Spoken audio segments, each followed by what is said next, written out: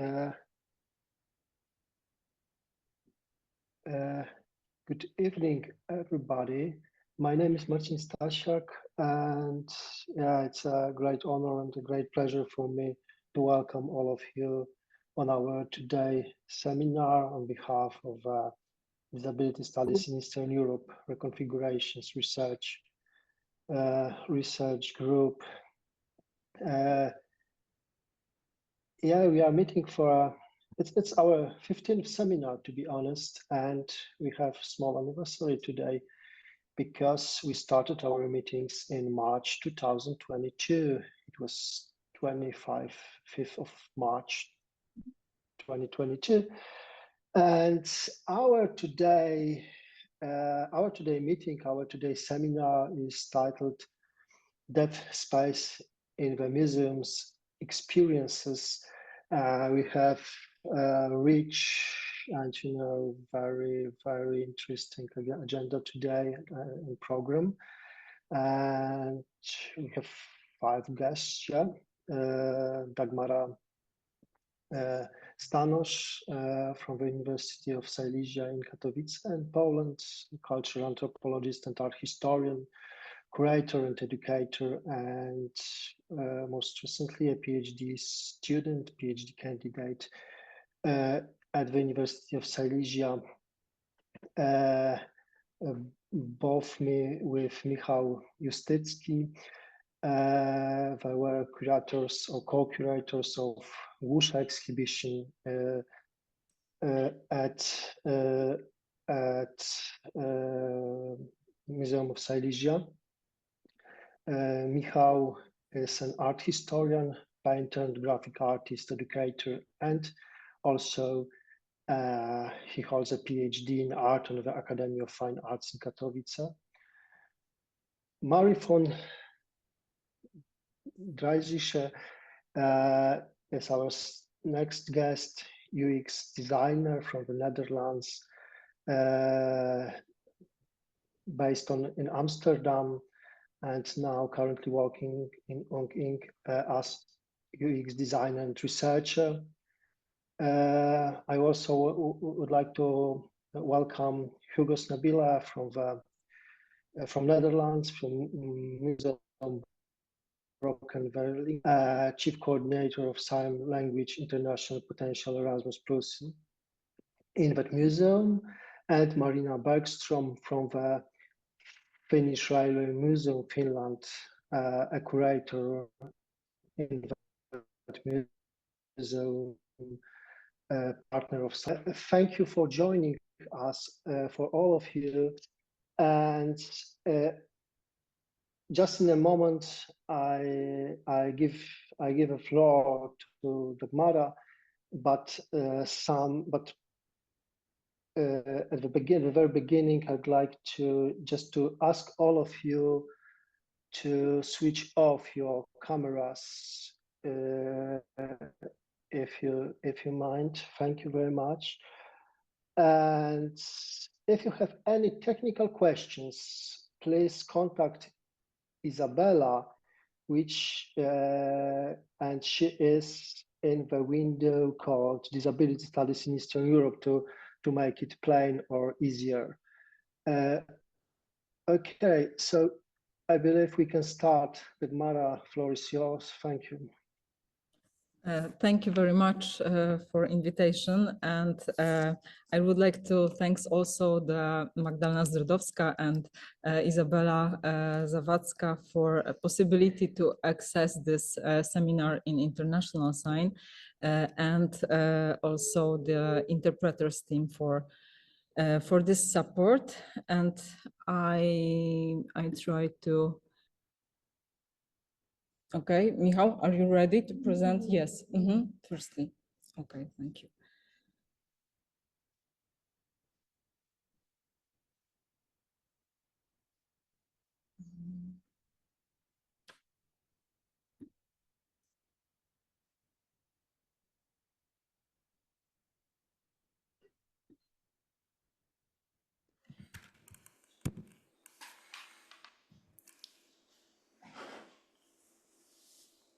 Hello everyone, I'm Michal.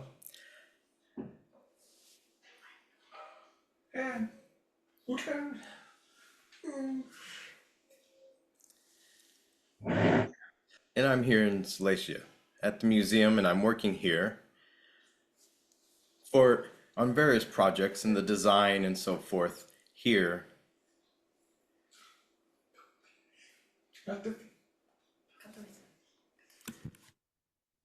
Many different design categories for the deaf space. Thinking about, we're right here on the border with the Czech Republic, in that area there. So we all know that it's very important to have communication, and being deaf, we have to take that into consideration. In 2006, it was very difficult to have communication because of the barriers.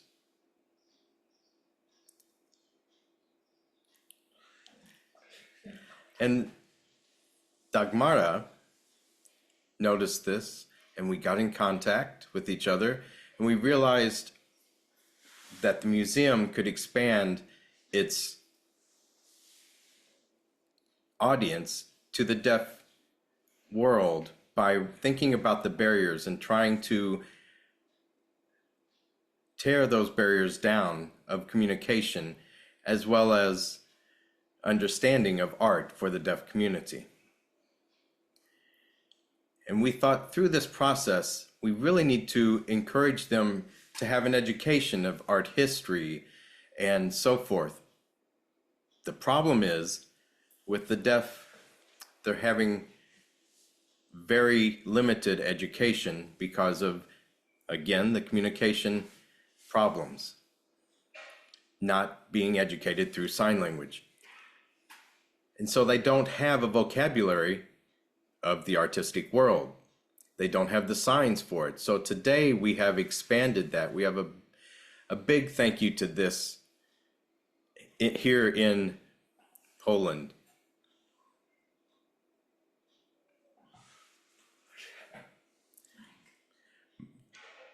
Of Marek. His first name is Marek. He is an artist, and he showed us, gave the group coming together about deaf artists in 2014, getting people together to think about how to work on this project to set up a signs for artistic terminology.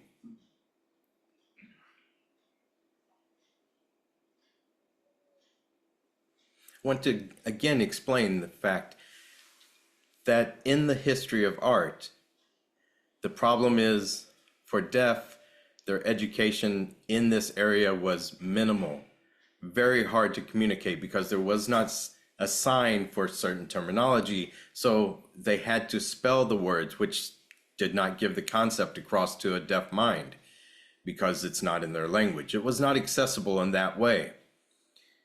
You know, what does abstract actually mean? Well, I don't know what that means. It's abstract, that's a word, but what does that actually mean to us?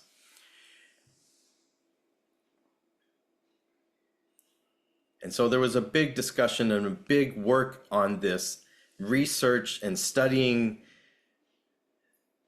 the abstract art here in Poland to figure out what that means for the deaf community. Talking about oil painting, perhaps, the terminology involved in that. How does that work? And we had to discuss all the terminology that's associated with that, such as watercolor, which is very famous from Italy, and how that's different from our abstract art and thinking of the artistic mediums. And the materials that we're using for the different mediums, that terminology also has to be thought. Why do you use this material or this medium together? So the strokes of the brushes as well, things like that. Do I paint it this way? Do I paint it that way? For this material, that material. So really a lot of discussion on that. again and again, trying to think of the basic level of terminology, the meaning behind, rather than the complex words. You need to think again and again, what is the meaning behind it, and then develop the signs. And here in Poland, the history of art for the deaf is very unknown. But this, for example, it has this type of shape to it. But you can't see it, but you're like, oh, it's part of a sign, but you don't know that. It's like, no, it's something different. So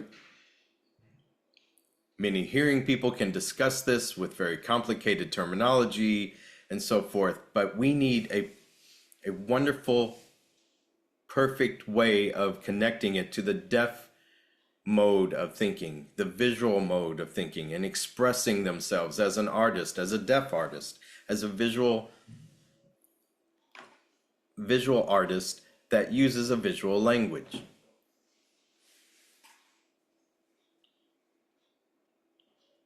And we've set up here in Poland many times. There have been about 300 signs that we have researched and worked on and have put it on our website in our core group, so that the deaf will finally have a dictionary with the terminology and signs. It's also in English as well, translated into English. And so they can see, what does this mean? What does that word mean? But we've thought about, again, translating to others, such as Croatia or Croatian Sign Language, not rather than spelling it out, but we have an actual sign for that rather than finger spelling it. So we can also help the interpreters or the guides who are working on this as well. And that would be another purpose for this dictionary. Working in the museum, it has really better communication here, beautiful art, has very and during that, or while they are thinking of how to communicate with their audiences, they have a whole range of ages, from children to elders, who need also accessibility, not just deaf. And we see that art is complicated. It's not a simple thing. And it needs to be translated and interpreted to everyone in a way that's meaningful, no matter their language or their age or their education.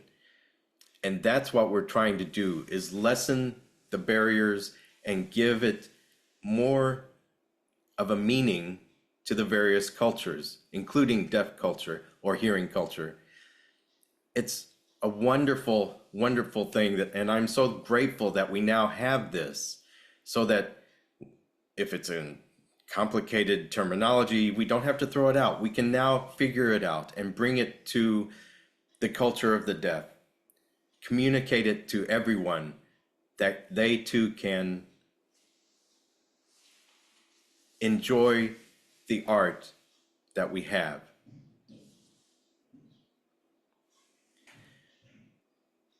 One university here for design had the idea to come together and set up this book, this dictionary, because, well, it's not just for one museum, right? It's for, it can be possibly for that. You know, in Poland, we did not have a book like this, but on the website, it's not a book. We can't put a book in a website. It would be, huge. But we put this into a book first. And we now have this, so it's accessible here in Poland. And then we're also thinking of, there are different sign languages, and they have signs for different terminologies, say in Russia, Ukraine, of course, Polish Sign Language, Italian Sign Language. We are putting that and incorporating all of these signs, including signs from America, It's not just our idea, but it's in contact with all of these different elements and languages, bringing them together. Whereas in America, they seem to have a lot of signs, a lot of things developed in the artistic world that are different, that we can use and incorporate into ours. When we talked about abstract art, in America, they do abstract, they sign it like this. That's American Sign Language. In Russia, they have the same sign. So they took that from Russia. Russia and America both have it. So they have these signs throughout history that have been exchanged through the deaf community all over the world. And we're trying to incorporate those here as well.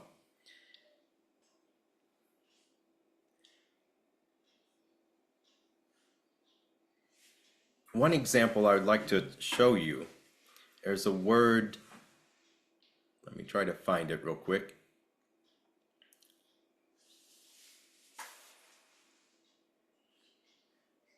Yep, there it is.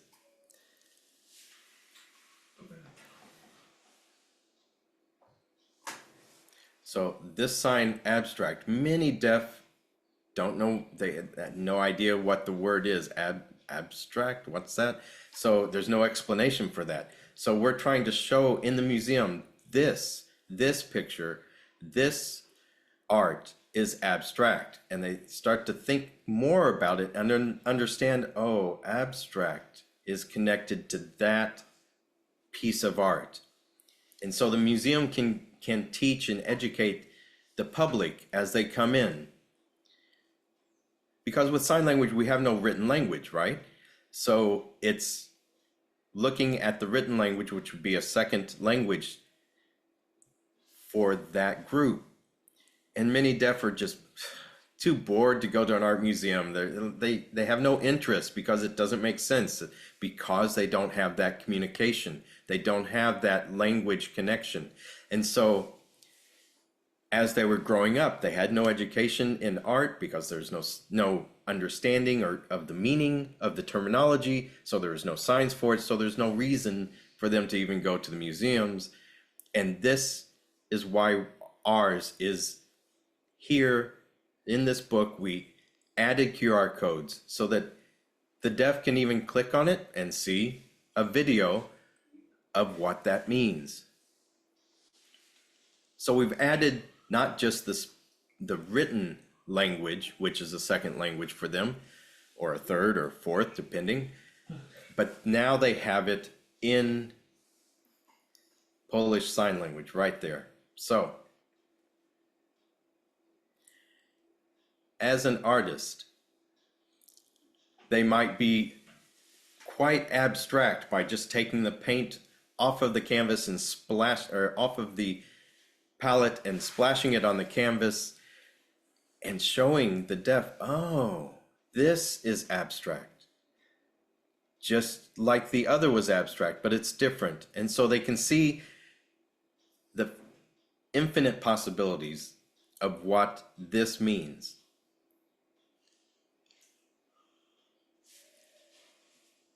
And so we have maybe 55 signs from this language, 35 signs from that language. All of that we've put and incorporated into this book, into this project. But it's a process. It's a process. It's an ongoing process. The deaf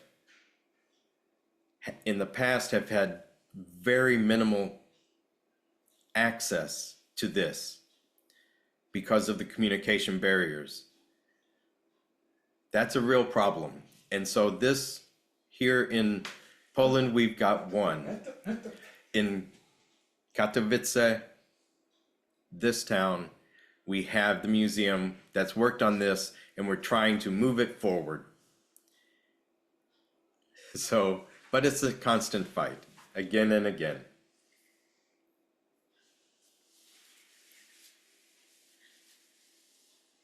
So this painting here on the right is abstract. In Poland, we have that sign, abstract.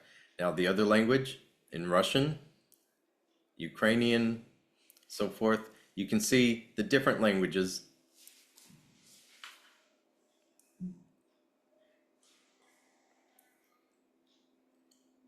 Another example of art, of watercolors.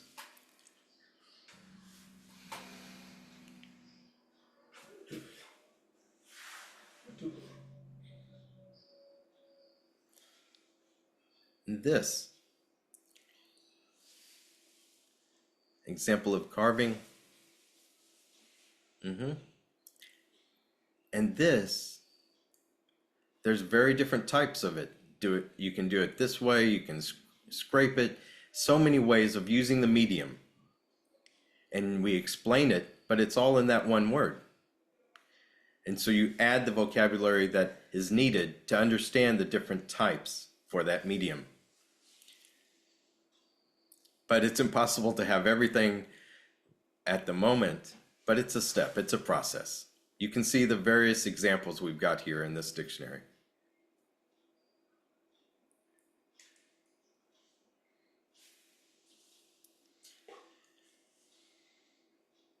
So it's all about thinking and the complicated method of figuring out what the artist is wanting.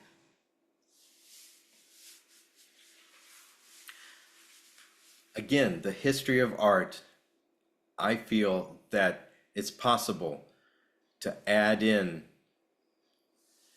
the emotions, the facial expressions from the deaf community to understand. Maybe they don't get it the first time or the second time, but maybe the fourth or fifth time, oh, now I understand what that means, what this artistic category is. And so that takes time, since the history of deaf, it has lacked the signs and the understanding of the terminology for so long. Thank you. Thank you for your attention. Yeah. Thank you, Michal. And maybe you have some question to Michal now.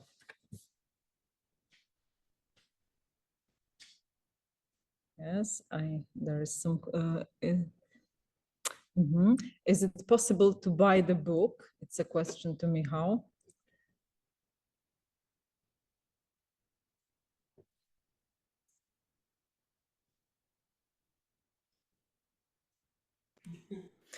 Unfortunately, that's a great question. And I'm really sorry about the fact that we had, in the year, it's from the year 2003. It was actually my PhD thesis, or a part of it. And we had plans to contact maybe some team in the future for it to be available, to get money for it to be able to, so that we can sell it. But so maybe in the future, but for now, unfortunately, it's not possible.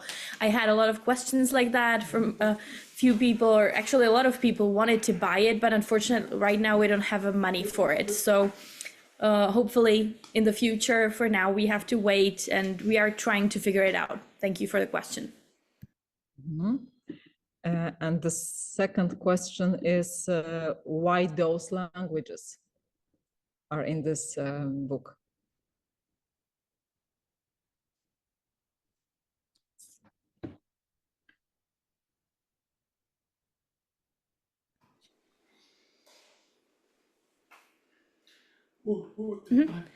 It was actually from just contacts of people. We had Russian, Ukrainian friends, or those different languages that I mentioned. We had friends in them, people that we knew that could cooperate with us. For example, from the Italy, we had people that we knew that could be part of our project and work on it with us. In America as well, we had just contacts to people, and that's how it came to be, because they gave us the videos that we could include in the book and on the website. So that's how it happened. our goal was to see the signs, the different signs. So for example, if we have the meaning of abstract, what the different signs are going to look like, how are they going to compare or look next to each other from the different sign languages. If some of the sign language didn't have sign for it, so we didn't mind, we just didn't include that for that meaning, and we just took a sign from another sign language. So it was just a different states that could be part of the project and that we could get the materials from. The first step was Europe. In the future, the idea is so that the other museums can use it, because we see that other countries in Europe also don't have anything like this. So hopefully that's going to be for the future. And there is a question from Eva Hay, if we can have her on camera, please. Oh yeah.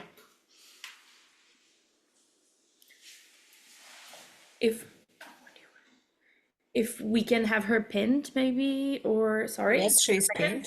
Yeah, just a second. Okay, I can see her. Thank you. So last year in Czech Republic, we had one deaf organization.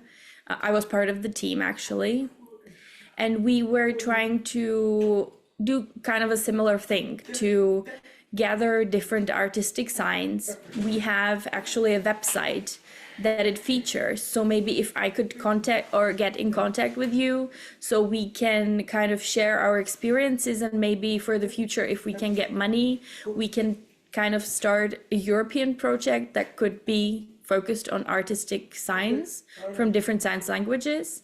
I actually was at Gallaudet University in America, so I have contacts there as well. So it wasn't a big thing. It's just a little website that we created.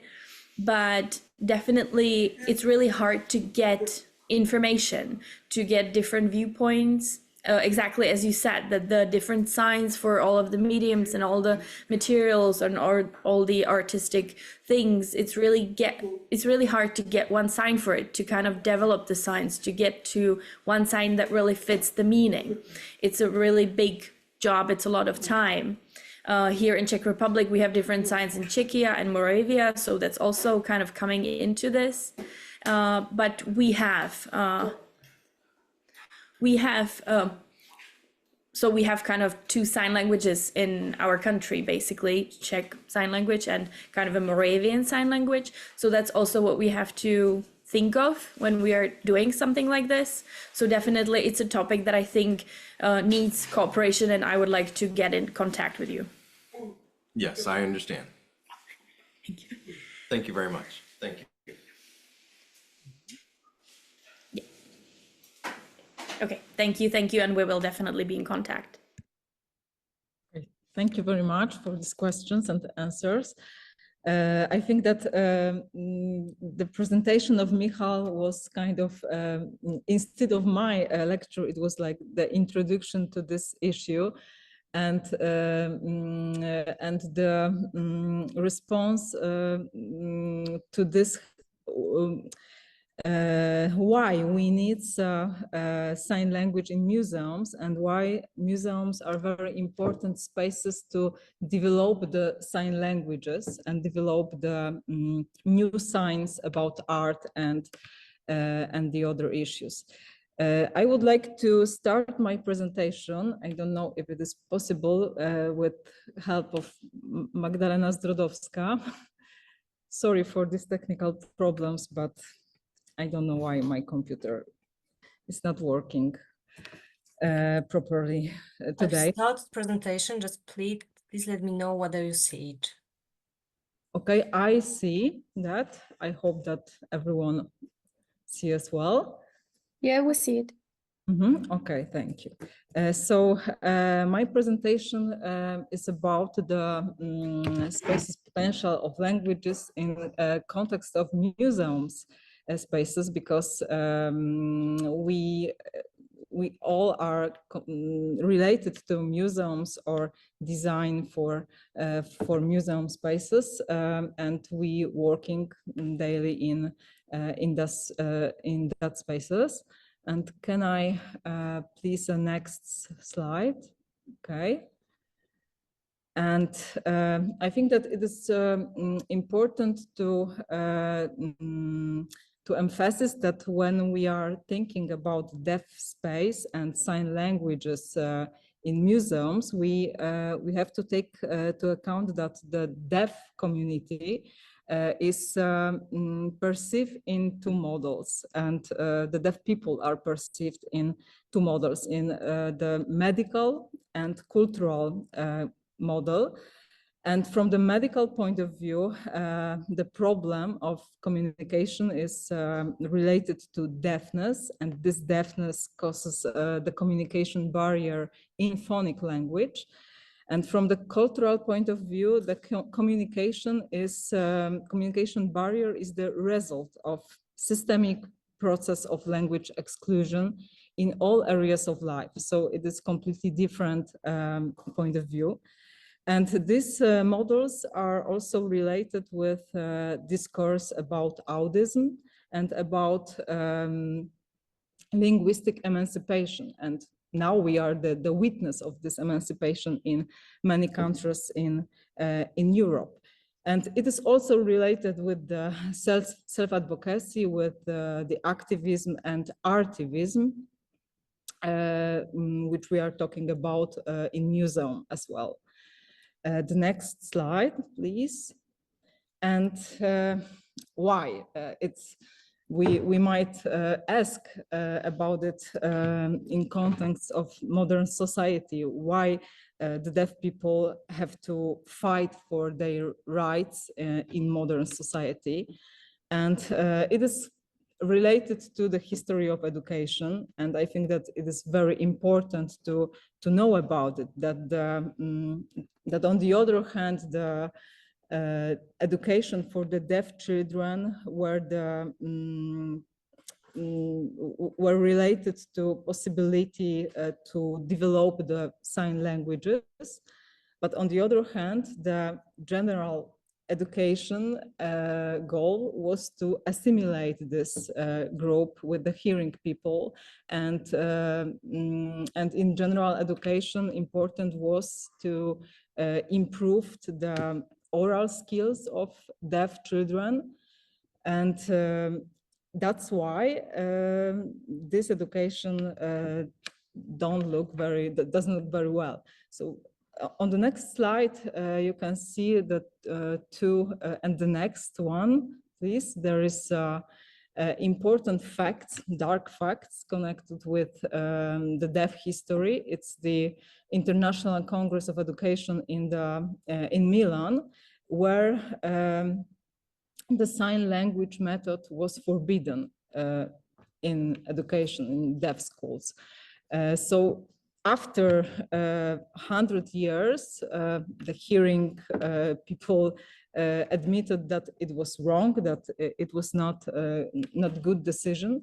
But in 2009, it was the moment where this resolution from the 2018 was rejected. So it's a really long time where this communication in school for the deaf children was wrong, and it is still in remembrance of deaf people around the world. So this education problem is really difficult, and even nowadays it's difficult to discuss about it. And the next slide, please.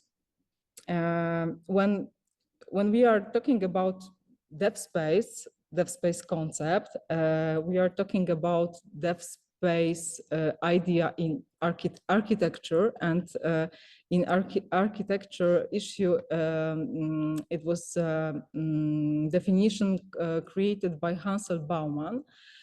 He was the architect, and he emphasized that it is not something new. It is like something what exists in the past, because deaf people existed, and they were communicating, and they were they had some relation between language and between space. So it's just a response to the respond to the needs of this deaf and hard of hearing people.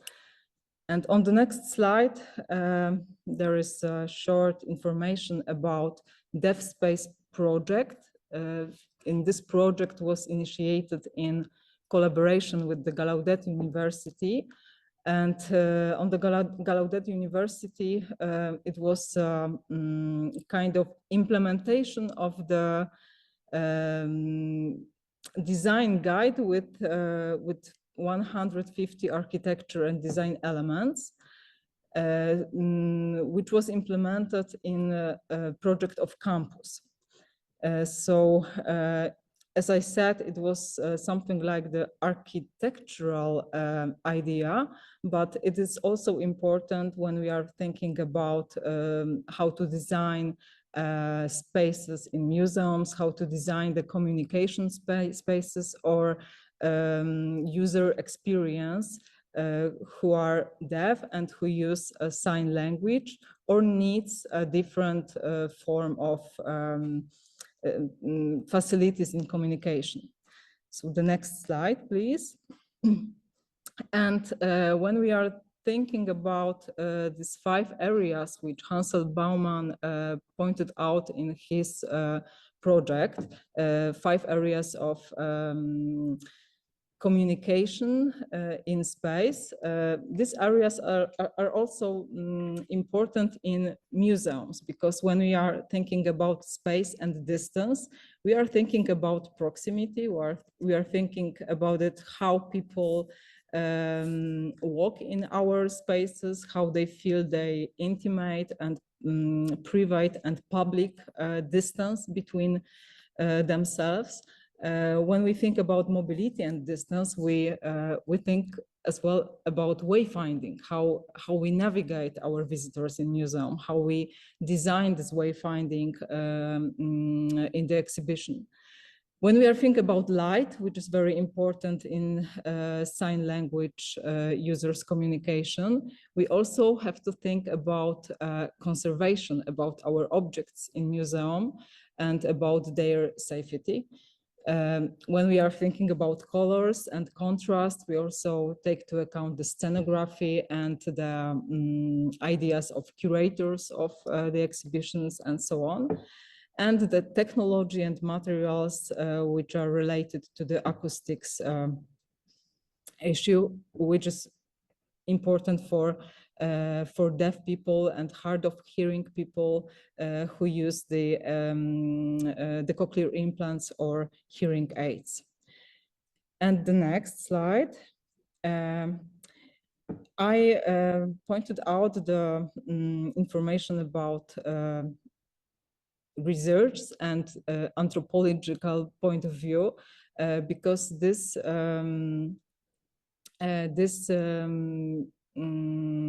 conceptions in anthropology are very useful for museologists as well, and it helps us to understand what it means to be a part of deaf community, what it means to be a part of sensorium of being deaf. So we can find a lot of information about this conception in David Hose and Constance Glasson literature, and also the theory of distinction by Pierre Bourdieu, and about linguistic relativity, Sapir-Whorf hypothesis, which we can relate it to the sign language users community. And the next slide, please. So this is a part of text by Constance Glasson, which is really significant for situation of deaf people. I read it. Social control of perceptibility, who is seen, heard, whose suffering is recognized, plays a substantial role in establishing positions of power in society. And this type of control is exercised officially and unofficially, determining not only who is seen, but also the way in which they are seen. And I think that it is a very important sentence, because because it emphasized how important is this social point of view and why the museums should do something with this situation. And the next slide, please. Because by definition, the museums today should be participatory museums and should be inclusive museums. It is an important part of mission of museums. So we have to treat the sign language as a foreign language. So we have to take into account the identity of deaf people, and we have to cooperate with deaf people, and we have to include some kind of representation of this culture and discuss about this representation in spaces of museum. So I point out some autonomous text of culture because I think that it is really important to see that, to be aware that that in the deaf culture, users of sign languages have their autonomous text of culture, and they are different than in phonic languages. And the next slide, please.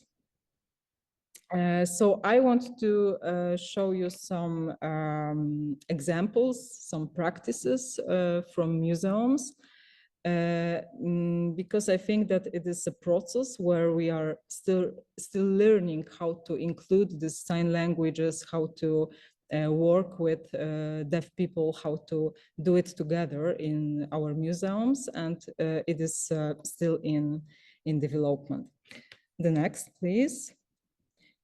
In Museum of Silesia, where I'm working with Michal, and we have been working for 8 years together, we try to develop many activities for deaf people and with deaf people. I think that it is more important that we're doing together.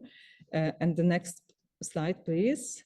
And this, the most important project was Deafland Głusza project. It was a researcher and educational and exhibition project. And we have been working in that for several years, and we still continue these activities. We were the partner of Sign Language International Potential Erasmus Plus project. It was a very important experience for us. And now we are working on Deaf Space Observatory. It's something new. It's like the continuation of Deafland project, and mapping of perception design of inclusive narration in museum spaces. It is more scientific, more research project. In Museum of Silesia, we also developed the collection of deaf art. It is the first collection of deaf art in Poland, and still improved our educational program. So the next slide, please. It is also the Głusza logo, and the Głusza was the most important project for us. I think that we have learned a lot, but now we see that not everything was perfect in this exhibition, and we still try to develop our knowledge about inclusive design as well. And the next slide. On this exhibition, we tried to present the phonic languages in their written form and sign languages on occult terms. And I think that it was the first this kind of presentation in Polish museums. So we present the Polish Sign Language, International Sign on the screens, and Polish written language and English in typographical form. And the next slide, please.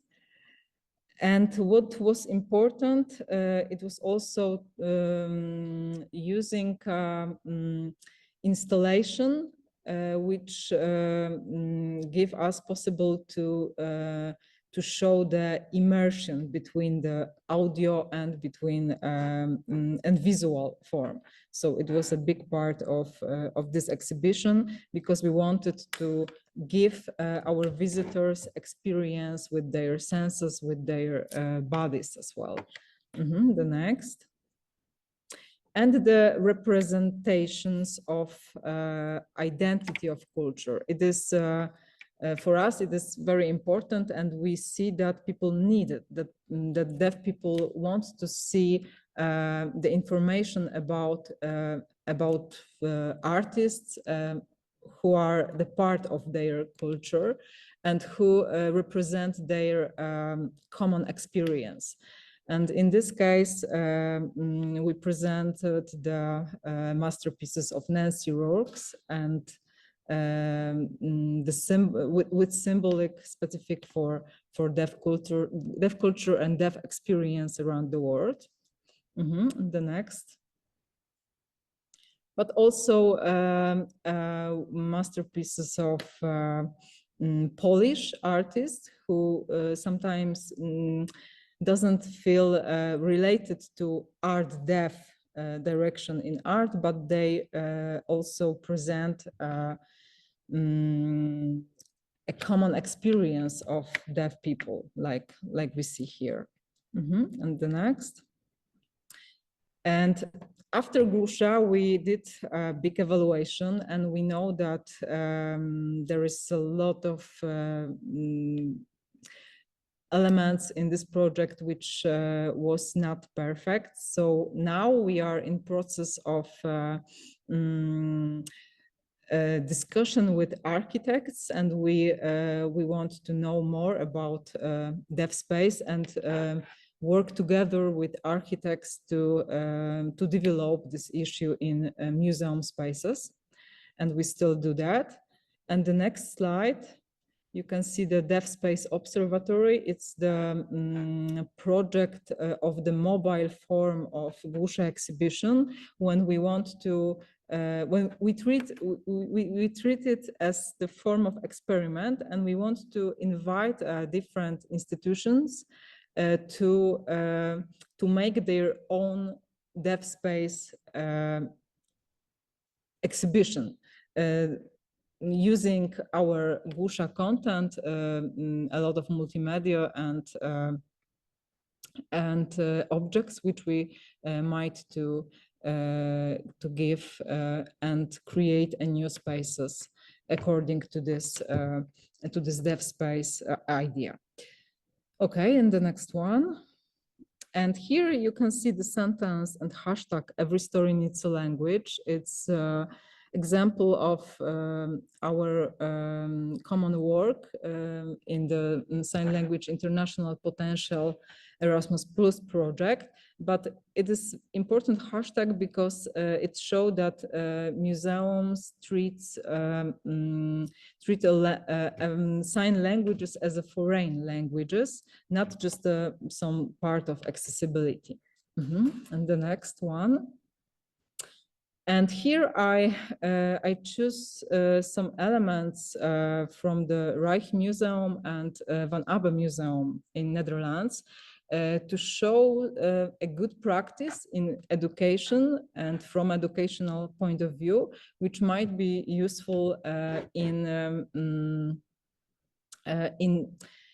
design the experience of deaf people and people with the communication problems.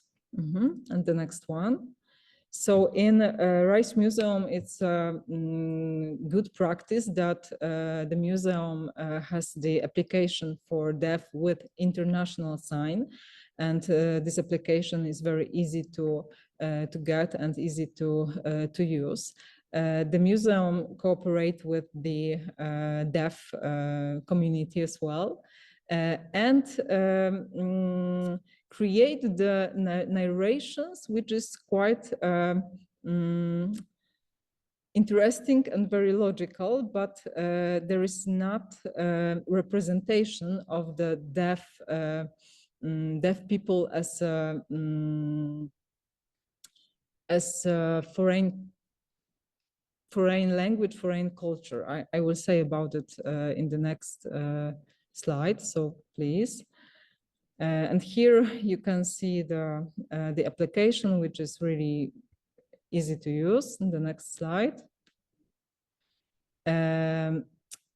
Yes, and here we can see the card, which is the educational tool, which you can find in the exhibition space, and it is for everyone, but it is very good for deaf as well. It is very good for family when you have to, where we have, for example, the hearing and the deaf persons, and we have to translate text or describe the picture in different language, and it is very useful in when we build a new description. So these details, which are pointed out on the picture, are very good for everyone. And the next slide, please. It is also good for people, for children with autism spectrum, for children with a very low level of communication, because it focuses their attention and is helpful to construct the description of the picture. And the next, please.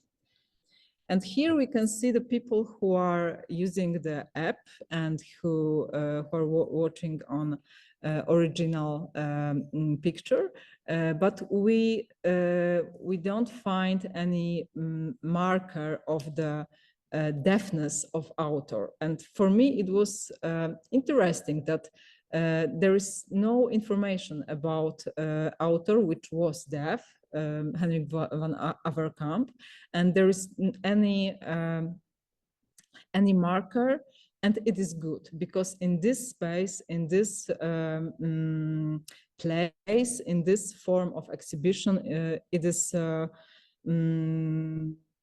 is clear for everyone that we don't mark any special needs and any special identities of authors. So the next one, please.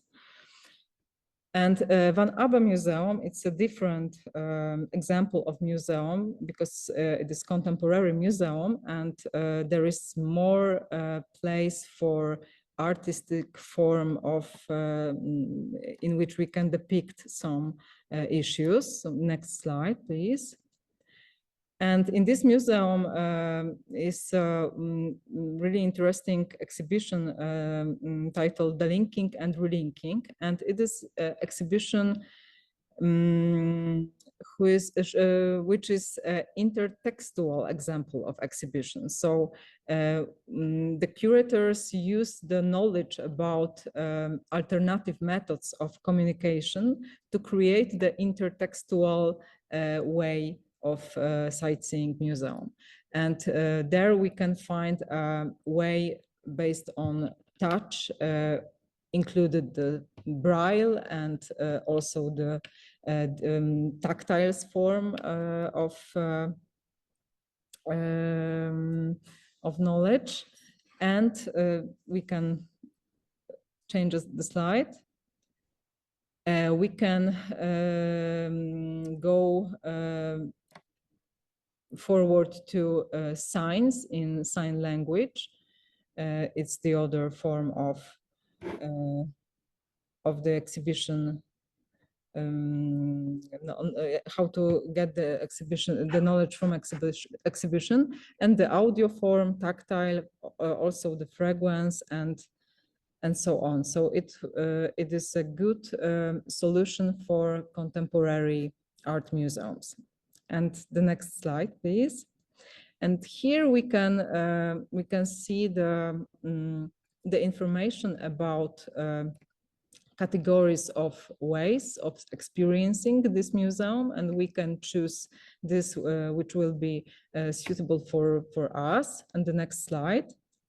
And the next very important part of exhibition is the plans, the maps, which should be very logical and very clear. And I think that on this exhibition, it was like that. And it is really useful for everyone, for deaf people, but also for people with autism spectrum and so on, because it is clear. And the next. And here there is a robot, which is the assistant for people who are not able to be in museums personally, but they have to stay at home because of some kind of disability, and they can use this assistant to see what is in museum. And the next one. And this is also the example of a good distance between the original picture and the tactile reproduction. This kind of presentation for blind people is very popular now in museum, but I think that it's a good example of practice where this experience of watching and experience of touching is on equal terms, because when you see, you feel welcome in museum because you see the picture, but when you are blind, you should feel welcome in museum, but within your touching experience or hearing experience. And the next. And here is also the good practice. It's the kind of material. It's when you use materiality of text. I mean that you can take this kind of text, you can move with this text, you can do something with the something material which you have in your hand, but it is for reading, of course. Okay, the next one.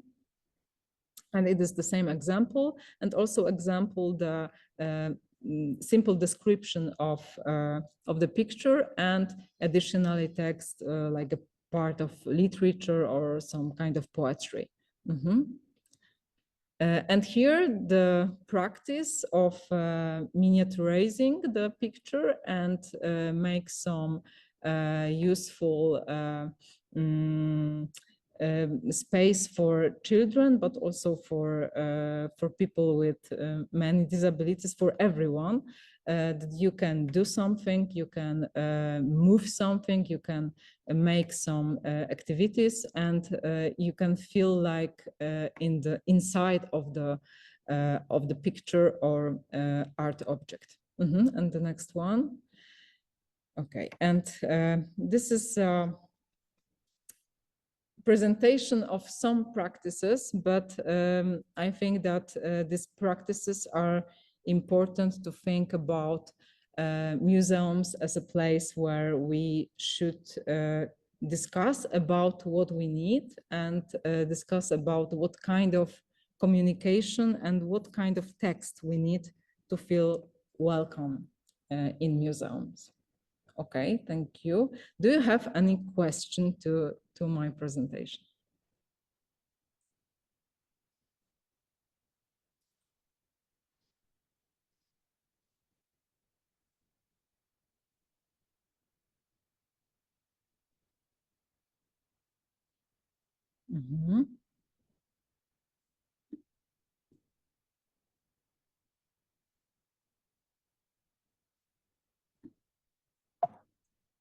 Okay, there's no question.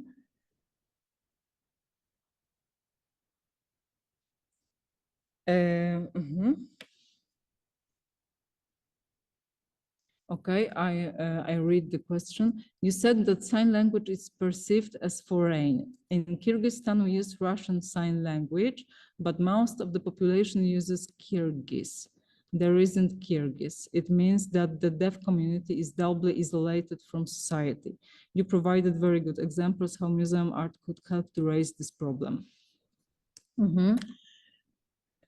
Yes, it's really interesting, and Michal also talk about this problem very very often. And I think that hearing people are not aware of the different way of sign language development. They thought that it is the same situation like in phonic language. So we want, as museums, to show that it's like the alternative history, that we don't know a lot about deaf history and about sign language families, and we should talk about it.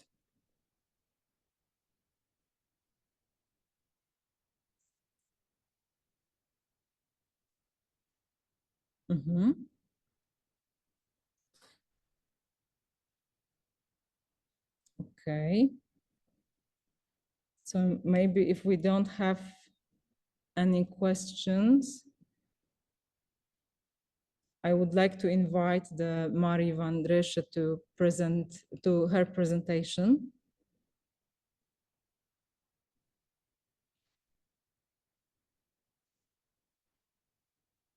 So just a moment, I'm going to figure out the technical side of things and we're going to be able to start. Just a second.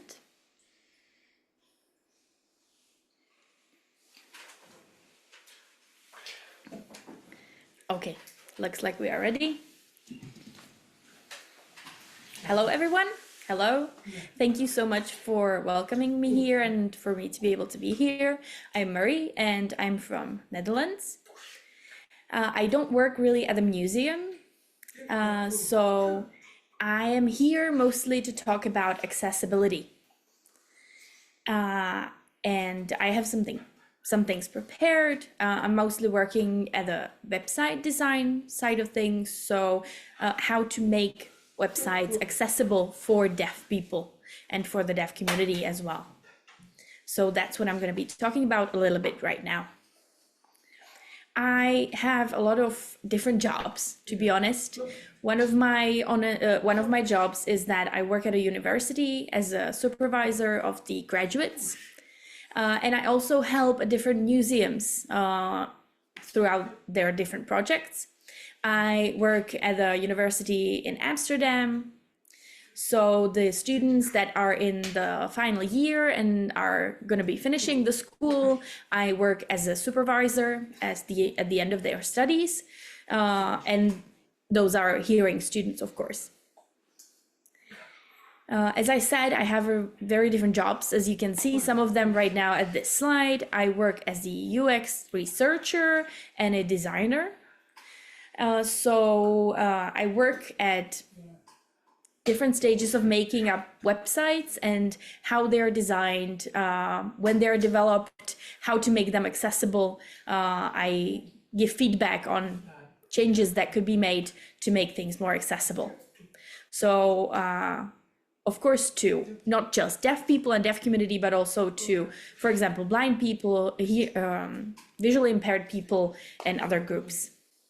At the university, as I said, I work with the graduates as their supervisor. I also give different speeches about website accessibility, and I have had the opportunity to speak at different places worldwide. Before I start, maybe I would like to share a story. Here in Netherlands, we have, for example, different things that we need to get for transport. And sometimes, for example, I had a difficult time trying to figure it out on their website. So I have on my phone an app that that gives me access to interpreting, online interpreting, so video relay interpreting. So I have an ability to call somewhere through the interpreter. And I used that app. I contacted the interpreter and I phoned the place and I wanted to ask. But I was told that this website or this organization needs kind of an agreement from the person talking to them that they are who they say they are. And I was saying, yeah, I am here, I'm speaking to you through the interpreter, and I'm saying this is me and I want to talk to you. And they said, no, we don't hear your voice, we hear the voice of the interpreter, so this doesn't count. Unfortunately, we cannot accept your agreement. And I was saying, no, but I'm here. I am calling you through the interpreter because I'm deaf. And it was a long time arguing between us. I was trying to explain. The interpreter said to me that they really want to hear my voice for some reason. I was like, okay. So I said yes. I put the voice on and put the sound on in the phone, and I said yes. And that's when it started to work. But I felt really discriminated against, honestly, because I don't like using my voice. And I felt like it was a real discrimination against me that I had to do that in order to be able to communicate about my issue with them. For example, right now at their website, they have contact information, how to contact them, and they have telephone, email, and they also now have kind of an option for the deaf people, and it's possible to go into kind of like online video chat with them. So that's a difference that wasn't there before when I was calling them, and now they do that. So that's great that there are changes like that happening. And also there is, for example, at a different website, there is an option for either video capture, either transcript of the speech or using the interpreter. And so now maybe I would like to explain 2 words that you can come across with connection to the deaf community. It's important that we know that we have medical viewpoint of the deafness or the cultural viewpoint. And that's connected to these 2 words that we also see here. So the lowercase deaf means that we have the medical viewpoint. So we are mostly concerned with the disability that the person has, perceived disability. With the uppercase deaf, uppercase D in the word deaf, that means that we are using the cultural viewpoint of the deafness. And Dagmara also already talked about this a little bit before. So a person that is born deaf and uses sign language as their first language, it's important to know that sign language is not pantomime, it's not gestures, it's an actual language. And it's also not the same as a written form. It wouldn't be the same as a written form of a spoken language. So for example, in English, when we're talking in English right now, so most or every spoken language has a written form. Sign language doesn't have a written form. That's also an important thing to note. Sign language uses different things to convey grammatical structures, to convey meaning. It uses space, it uses visual signs, it uses facial expressions, it uses parts of our body. And also sign language is not universal. That's also a thing that a lot of people think. People that are born deaf, their first language is their national sign language. And as a second language, they have to learn the written form of the spoken language of their country.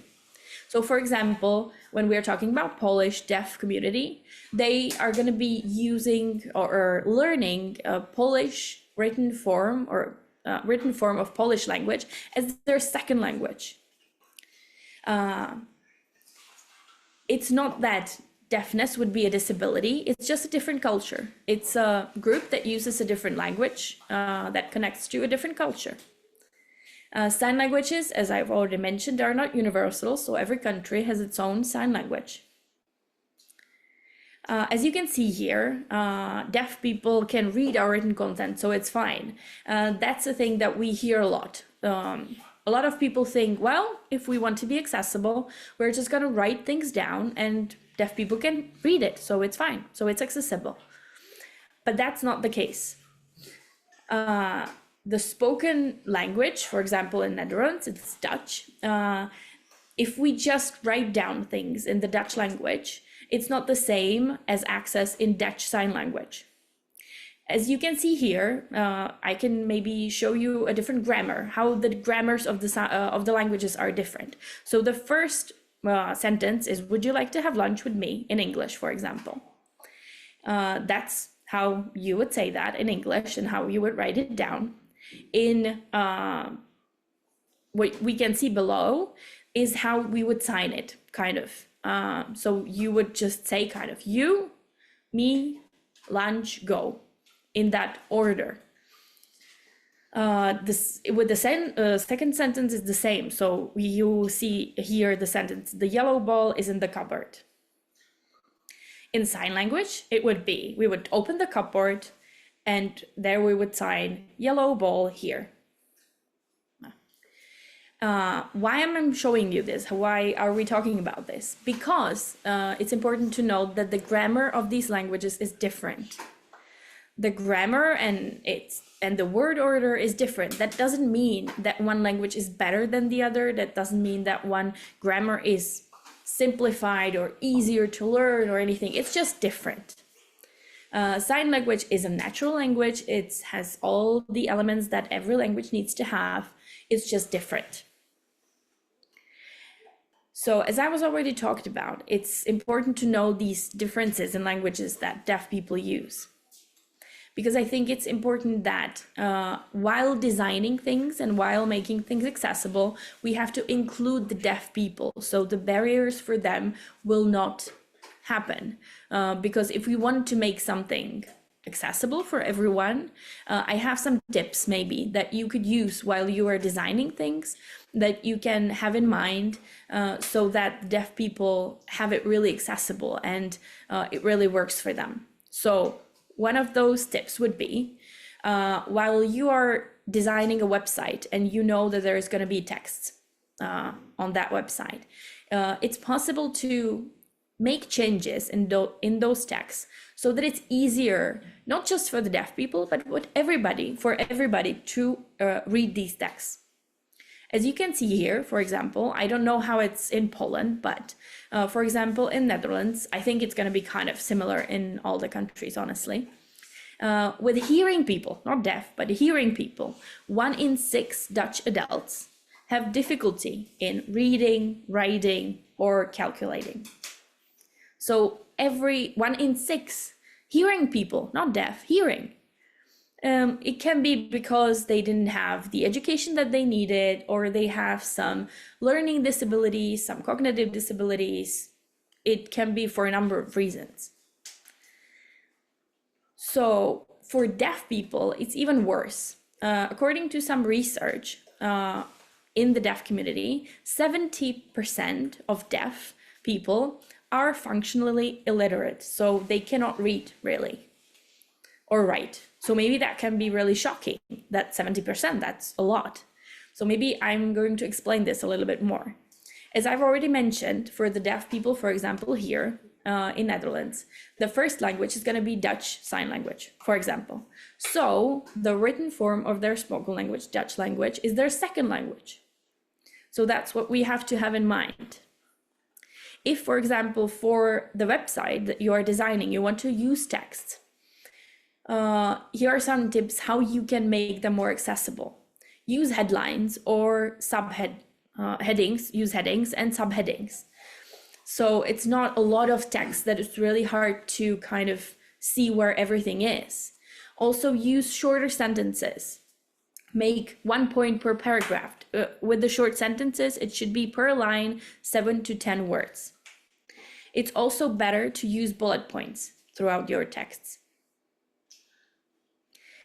Another tip that could make it more accessible for deaf people to deal with these texts, or anybody honestly, is to use accessible language whenever you can. So also use kind of a journalistic style. Make your point and then explain what your point is. While using the text, write in active form. whenever in the sentences there are difficult words, sorry, we have to ask about the fourth point. Oh yeah. So whenever there is difficult terminology, jargon, slang, anything like that, just try to avoid those words. Try to avoid them and don't use them in those texts.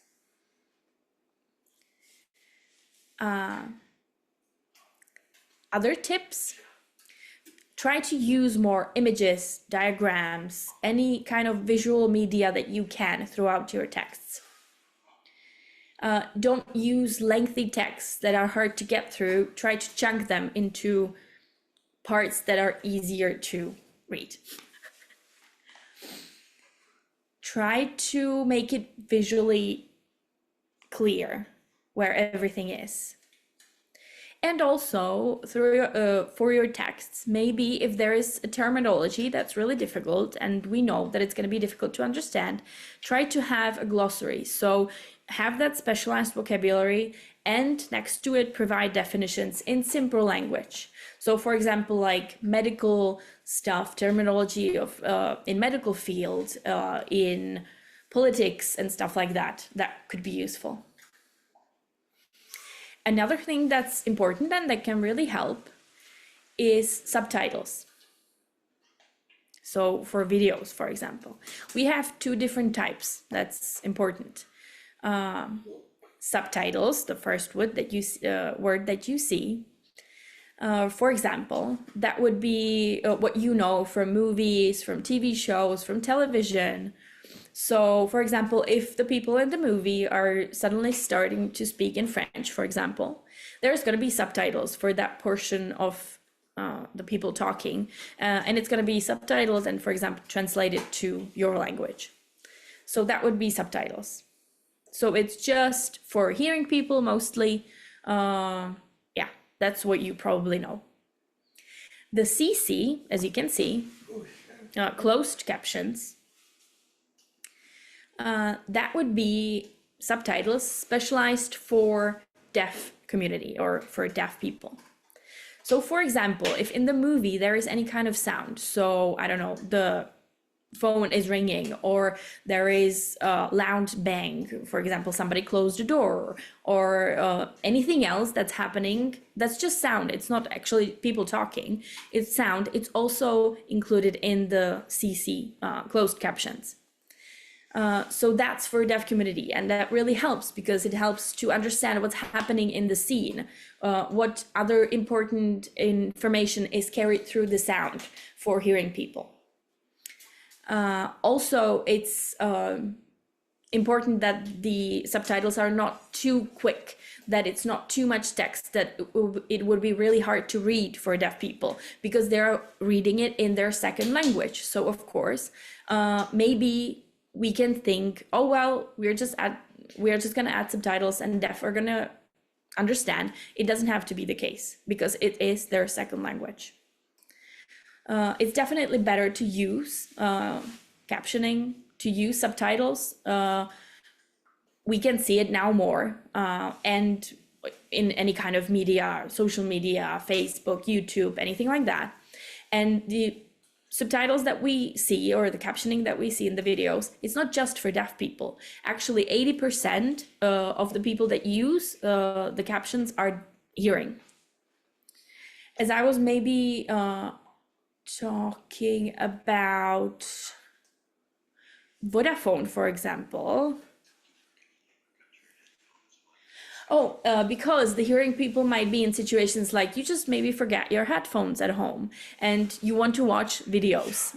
So you have the closed captions or the captioning of the videos, and that saves you and you can watch the videos anyway. Also, the videos that are captioned are more viewed. The Google kind of puts them higher in the search, so it's going to be viewed by more people.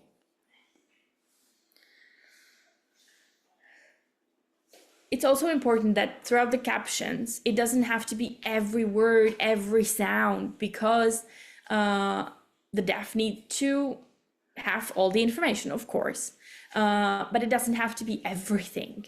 It doesn't have to be like stuff that it's clear from the scene, for example, from what is happening.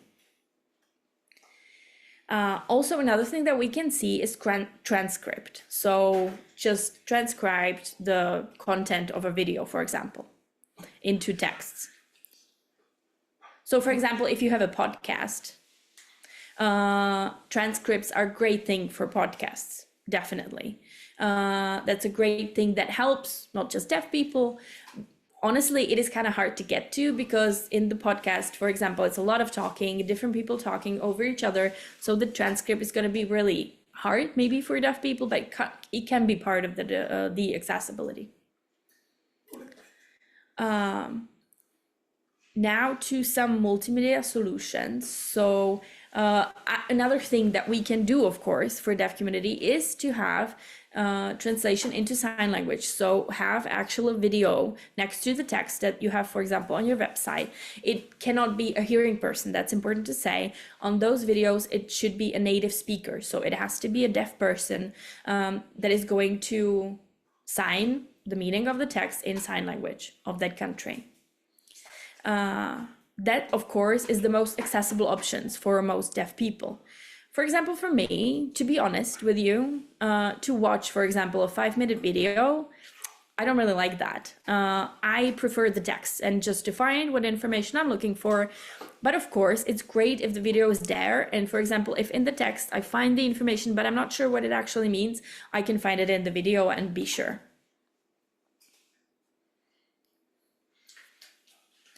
Another important thing is the contact information, how to contact certain places. Of course, mostly it's just telephones and it's just your telephone number that all the companies want. So it's great if there is an option for the person kind of, for example, filling out the forms to add notes so they can decide what they want to do. So it's not just telephone, but there is like email or text or other ways of communicating. Also, another thing that I hate is these types of emails, so the do not reply emails. So if you get something from that company, for example, you cannot actually reply to it and you have to like go through another way to get to them. So try not to use that as much as you can. Another thing that I hate is that if you're filling out some form, you have to actually include your phone number. And if you don't, it's not going to send out. So you actually have to put it there. And that's the result, for example, for me. Once in 1 week, every single day, one phone number was calling me 3 to 4 times. I couldn't pick it up, of course, I'm deaf, and they just kept calling me. So that's not accessibility. Why are they calling me? Who is it? I don't know. I got back to them after the week and it was just some kind of a marketing thing. They wanted to sell me something. So I was, oh my God, you keep calling me and this is what I get out of it. As Dagmara already talked about, the disability is kind of more, is a lot of the times it's viewed this like kind of label. So it's viewed as a personal health condition. But the World Federation of the Deaf, the World Health Organization already is trying to change that viewpoint. In history, it was viewed that way. Now we are trying to see it more as just a mismatched human interaction. So it's just a mismatch in communication. That's all it really is. Here we can see a quote from Eva Westerhoff. As you can see here, I don't have a disability. Society imposes a disability upon me. So maybe I would add to this, just as Dagmara already said, that it's important that hearing people understand that they have privilege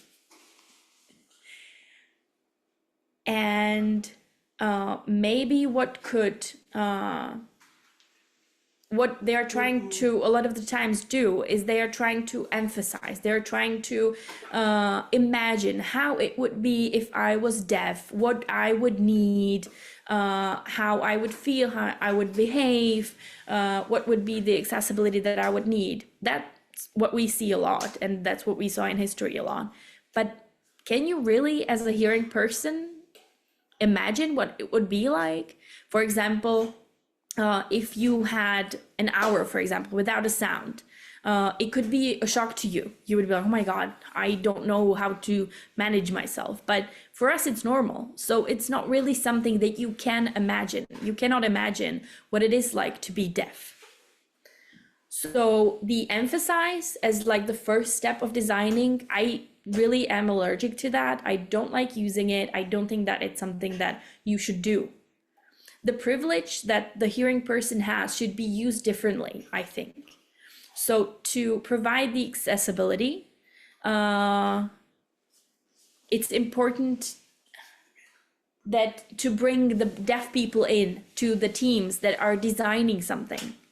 So because it's important to realize that you will not ever be able to design for the group as much as they can provide the feedback or say how they would design it for themselves. So that's the important part. That's why we need deaf people, for example, in the teams that are designing things. So it's not just about like, I want to help. It's kind of like it's always being designed for us, but without us. So that's what needs to change, I think, because hearing people think, yeah, we know what you need, and we're gonna do that. But in the end, that's not what is going to happen. So it's really important that it's nothing about us without us. That's how it should be. So it's not like a hearing person will do this and then we will ask deaf if it's okay. No, the deaf people should be part of the team that is designing things. Okay, thank you so much for your attention. Thank you. Thank you very much, Marie. I suggest you put the question to Mary on chat if you have any question, because we don't have much time. And I want to invite Hugo Snabil to his presentation. So the floor is yours. Thank you, Dagmara. I will ask Isabella to put on the presentation so we don't lose any time in my technical skills to upload the presentation. I'm very sorry that I haven't really used the tips from Marie in my presentation, so it's a bit old-fashioned presentation. I will use this first slide, this first sheet, just to say that I'm honored to be in a seminar of such an old and respected university in Krakow.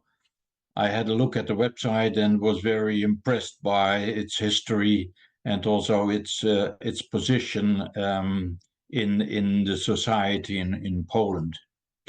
I'm also glad to meet in this way some of my friends from the Erasmus Plus project, Dagmara and Marina and others, and I'm very happy to do that because we had a great time in this project.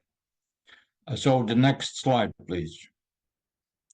Maybe you have seen on the screen that behind my name there is mention about the Dorpshuis, which is the village center. I don't know why it's there. It's one of my former voluntary jobs I did. I'm still involved, but I don't do that anymore. But it's still there. Not very relevant, but I was born in 1953, so I'm 70 years old at the moment, and I just mention it because age is not important if you are working on things you are interested in and you're happy to do, then age doesn't matter and age is not important. I've been studying, I have studied at the University of Amsterdam a long time ago, also an old and respected university, but not as old as the one in Krakow. I had my professional career started as a teacher and later on as a director and a manager in higher and secondary vocational education until about 12 years ago. Doing that, I have always been involved into international cooperation because I am convinced that international cooperation brings a lot and makes the world a better place to live in. From about 2013, I'm a self-employed person, so I have my own small business, and I combine that with a lot of voluntary work. But my main job at the moment is for Museum Broekerveiling. My job is to find money, raise funds for all kinds of new things and new plans we have at the museum. I'm also still a senior expert for PUM. You can look it up. It's a national organization who sends senior people, experts in some field, to a number of developing countries, like Tanzania, where I was in last November, and for instance in Vietnam, where I will go to in May.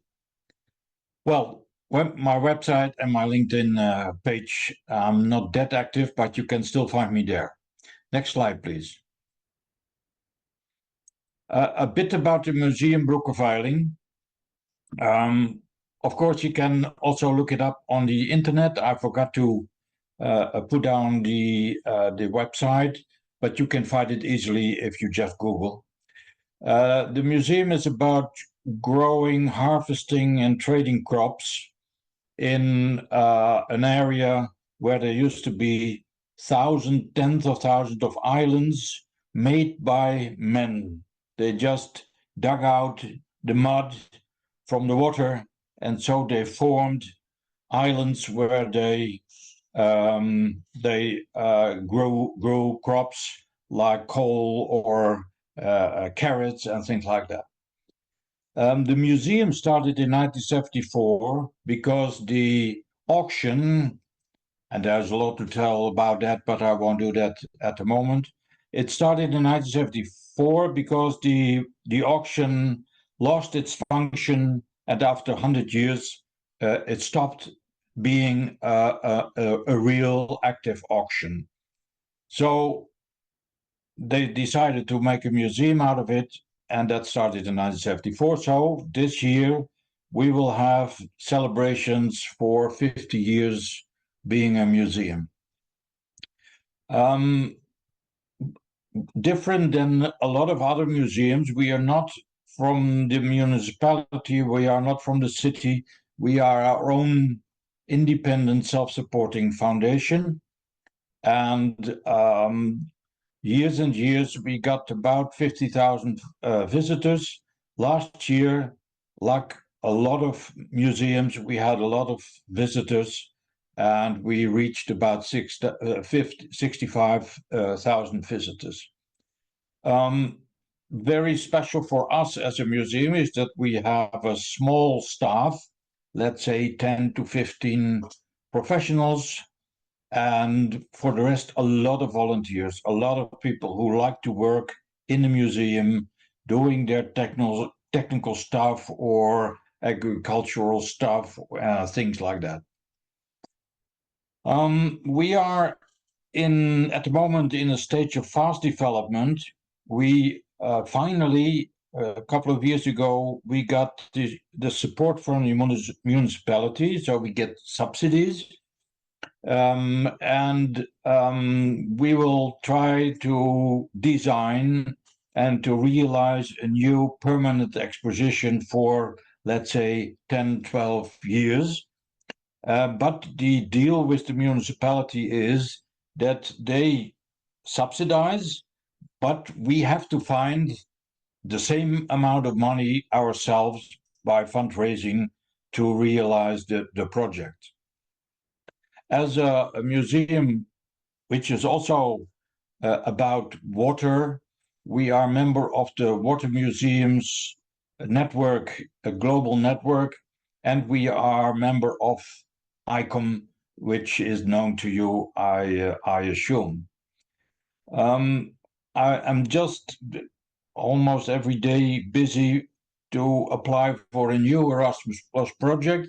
There is a lot of bureaucratic and formal things that have to be arranged, but the project is about sustainability in water museums, in the way we inform the visitors about sustainability, but also about the way we run our museum as sustainable as possible. Next slide, please. The SLIP project, which also was mentioned by Dagmara, is a follow-up of a few just coincidental meetings. I met Dagmara for the first time in November 2018 in Santiago de Compostela in Spain, where there was a contact seminar about cultural heritage and Erasmus Plus. And we met some other people who were interested in our idea about inclusive museums. How can we include volunteers with a distance to the labor market into working for the museums? After that, we decided to go on to continue, but only with the two museums, other museums that were in the project, and that was Museum Śląski in Katowice and the Railway Museum in Finland. And we started to think about a new project, and that became the project Sign Language International Potential. This project gave us an insight in the whole new world of deaf people. Some of the things that passed this late afternoon, were already known. Some things were still a bit new again. It offered us an entrance in the local minority of deaf people, and that is, I think, quite important because, in fact, we don't get much deaf visitors, and we don't meet much deaf visitors as well as deaf people in any way. The project made us realize that you should include accessibility in the stage of design of expositions and facilities in a museum. So this is the perfect moment to think about our new permanent exposition, which will consist of 4 separate, more or less separate expositions. And we are now defining what designers should design for us. And in this stage, we can add that they have to include in their design ways of being accessible to a lot of people, but in any way also to deaf people. We also learned in the project to work as an international team. That's not easy. You start a project, you apply for a project, and then, well, it is approved, and you go and you start. And then there is not, at the same moment, it's not an international team from one moment until the other moment. So you have to build up an international team. And in the second project, we did that a lot better than in the first project. And I hope that when our new project will be approved, then we will build up this team just right from the start. The project also offered us the opportunity of making international friends, and I call it international fun. And that is real fun, international fun. Next slide, please. I just put down some don'ts and do's in international cooperation.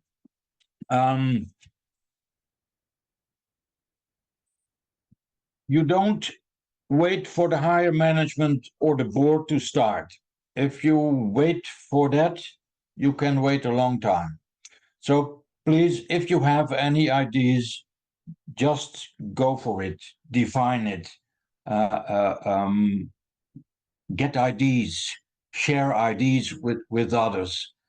And then the don't inform and include the higher management and the board, because you need them for the application. You also need them to support you.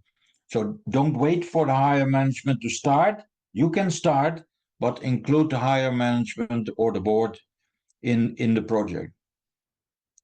Don't define your project too precise before you find your partners. The match of your project ID and partnering is quite a difficult match, and it costs a lot of time. So that's why we have chosen it. We have chosen to do it as a group that already knew each other. That helps, of course. But otherwise, find your partners in international networks you have, or find them by seminars or things like that. What you should do, in my opinion, try to define the project with not define the project with a group of 3 or more people, not too many people, but take some partners and define the project more precisely and apply. Don't give the responsibility for reporting to one person. It's too much responsibility. Build up a team that takes responsibility for the project, but also for the reporting of the project. Don't take too less time to realize the project. It's always next to your normal work. So it's adding up your work. So don't think you can realize a project in a year or 1.5 years. Just take your time. It is possible to do it in 2 years, then apply for 2 years. On the other hand, don't let there be holes in the planning of the project. If the partners are not active for 3 months, they forget. So keep on going and make contact by online and other forms. Don't finish the project without a plan to share and use the results. And you should anchor the international cooperation as such and the cooperation goals in a strategic policy documents, because otherwise they will be forgotten and then you leave with empty hands. I just wrote some extra ones. Don't let bureaucracy scare you off. It is part of the project and of the application, but it's worthwhile. So cooperate internationally and in European context. And don't let everyday business forget about the project. That's a bit what happened in the Netherlands at our museum. We finished the project, we reported it was all right, and then we didn't talk about it for some time and we almost forgot it. Now, thanks to Dagmara and this seminar, we are aware again that we have to use the knowledge and the experience we gained through the project in designing our new permanent exposition.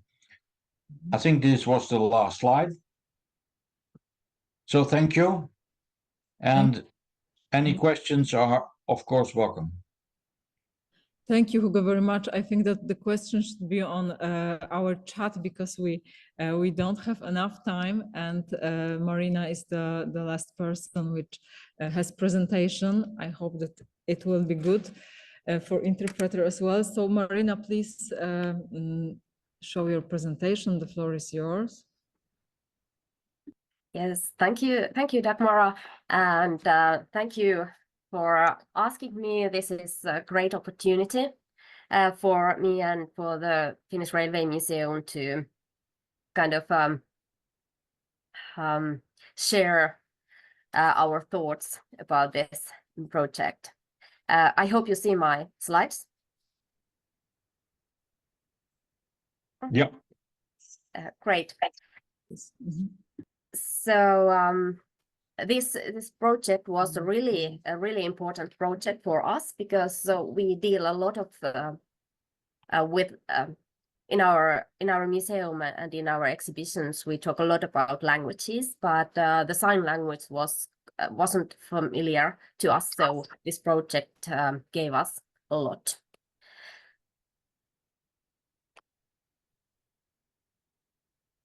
Okay, the slides. Okay, now there is the next slide. Hope. Yes, I'm Marina Bergström, and I'm the head of content in the Finnish Railway Museum.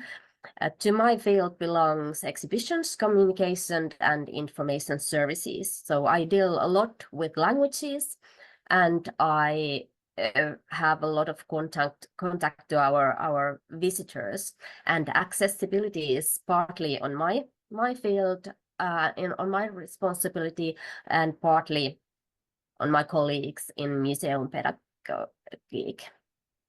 And the Finnish Railway Museum is an old museum, and we have a national responsibility of railway heritage in Finland. We are situated in southern Finland, where a lot of people do live, and we are situated in an old railway station area. In our collections, there are all kinds of railway-related things, from engines to travel tickets to photographs and memories. As we are a professional museum of 12 employees, we have a lot of volunteers helping us because we are quite a small museum in Finland.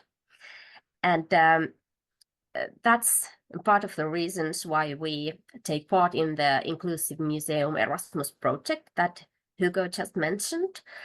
And because of that project, as Hugo said, we got involved in the SLIP project. In Finland, in Finnish museums, we have not a lot of experience with deaf people. We found that during our SLIP project. That partly the reason is that something like 20 years ago, there was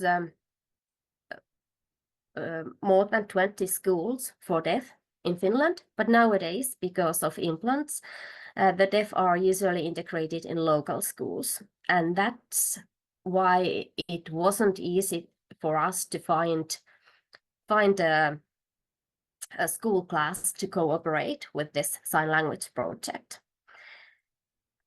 We wanted to find a school class because it's important to work with children because they give freely their opinions, and so we get constant feedback from them. And through them, we try to get in touch with the deaf community. The Finnish Labour Museum has a responsibility to collect and exhibit deaf history in Finland. Some other museums have some programs, mainly guided tours for deaf people. But to find a museum who has good practices with deaf people and programs, it was not easy. Some museums have had projects with deaf people, but they have forgotten the results already in a couple of years, and they didn't have any more those programs which they created during their projects. The only museum in Finland that had constantly active communication and was active with deaf was the art hall in capital city Helsinki. So Hugo already and Dagmara told about the sign language international potential project, so I'm not going to go there any further. But we wanted to take part of that project to be more open to all, to be a museum where people could come and feel welcome, whatever language they use or whatever interests they have or what kind of knowledge they have about railways or about museums.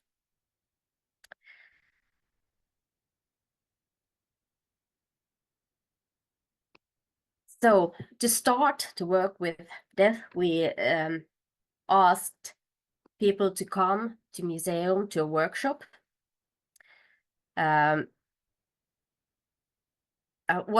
First we started by contacting some museums with deaf programs and the Finnish Deaf Association. The association was funnily not interested in. They said that deaf people are not interested in special museums like a railway museum. And well, that proved wrong, luckily. We studied the programs of other museums and noticed that only those museums that are situated in big cities and have many changing exhibitions per year, they are the museums that have successfully ongoing guided tours in sign languages. But, well, the Labour Museum was interested working with us, and we organized together a workshop where we collected travel memories from deaf people. That was our first attempt to contact the deaf community, and it really went well. We met a lot of deaf people. They were interested in our work, and we also got we filmed some of the memories they shared, and we are going to use them in our coming exhibition about traveling in Finland by rail. And the not expected thing was that we also got memories from people who were had worked in railway workshops, and that was a bit extra that we couldn't wait for, but we were really happy about that.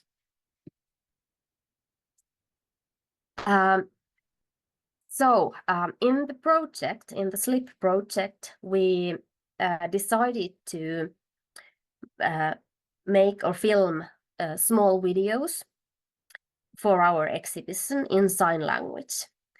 They are still behind a QR code, but they bring a small input to our exhibition to be more accessible. Videos are made also with Finnish signs, and the second copy is with international sign language and English texts.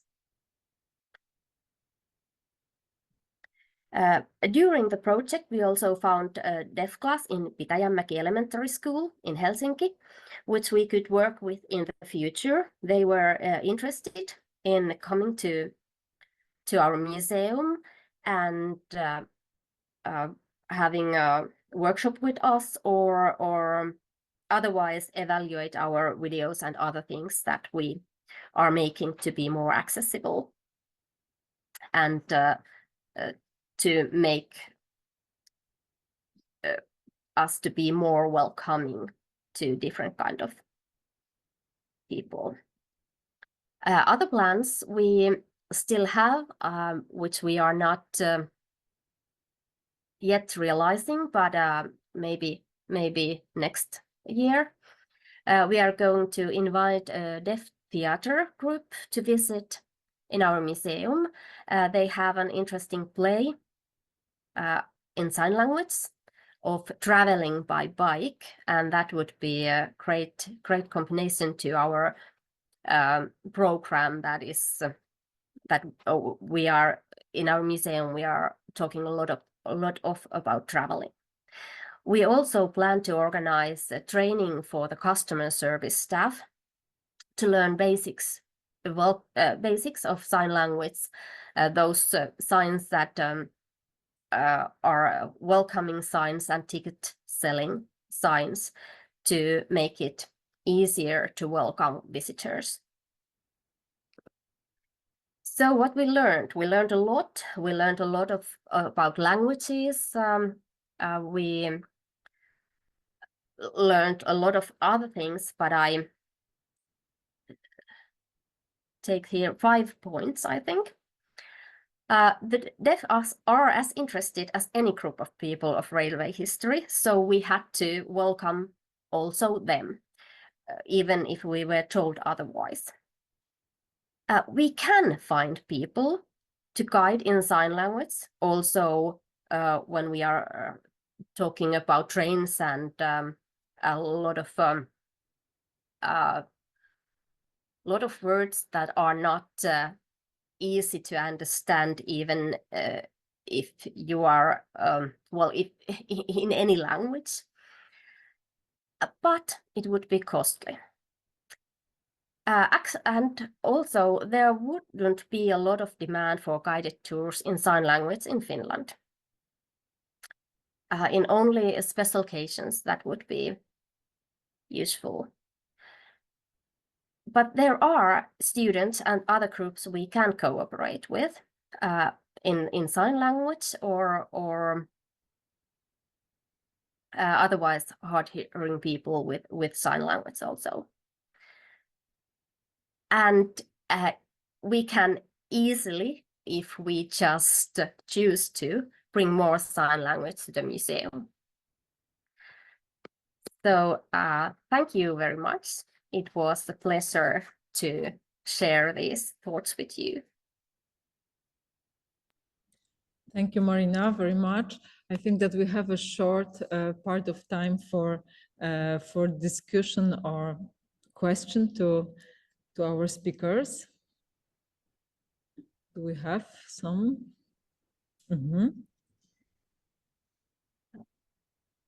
Yes, okay, Magda. Hi. Thank you for this amazing seminar and for all the presentations. I really learned a lot. And I have a question, I think mainly to Dagmara and Michal, but to all the presenters as well, I think, because you have mentioned that museum can be a nice or good space for developing sign language, which is quite interesting because museum is an institution, and you have all mentioned that it is an institution like in different national settings, which has a problem with bringing deaf people to these institutions, because deaf people are not that much used to going to the museums because they don't expect them being accessible. So my question is, if we consider this space as a space of creating the language, how this language or the signs, how these signs are like distributed or disseminated within the deaf community, basically. If you have any comments on that or ideas. So maybe I begin because it is related to education in museum and this idea of participatory museum, and that's why we are thinking about it. And when we are working with people, with children, with a lot of groups, we might see that some kind of meanings are not understandable. So we know that, okay, they don't understand this word, they don't have this word, they don't have this sign in their dictionary, but sometimes they know some sign, but they don't understand what it means. And we might observe it in our daily work in the education field or in the artistic activities, for example, in the theater practice, which we also make in institutions. So it is in our museum, we are working in this way, that we have the workshops, we have some projects for people where we invite the deaf people to attendance in that, and we are looking for this empty spaces that we know that they are not understand some difficult terms in the field of art, for example. And that's why Michal is working with this issue, and he includes this science into his practice with deaf people. But we, as the educator and curator, also take this science into our practice. So we want to treat the science as something what will be developed, not just develop the language, but also the museum's narration. And the next deaf people which go to museum, they are learning a new science here. They will not find it in any corpus, in any dictionary very often. I don't know if it is this answer which you expect. Maybe Michal might add something.